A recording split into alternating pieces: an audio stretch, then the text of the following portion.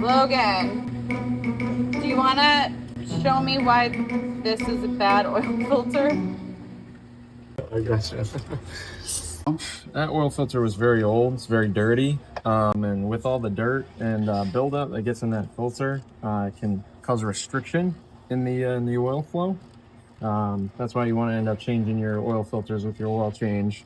It also, your filter ends up cleaning your oil for you, so it catches any little debris and such going through the system. So you want to make sure those are clean and replace on your oil changes. That individual, unfortunately, went longer than their recommended interval for their oil change, so that's why it ended up looking as bad as it does. They don't usually end up looking that bad on a 5,000 mile oil change, but this one here is an undetermined amount of time. I was gonna say, if you had to guess, do you have any idea how long that might have been for? Car has 51,000 miles, and their oil change sticker recommends to change it at 31.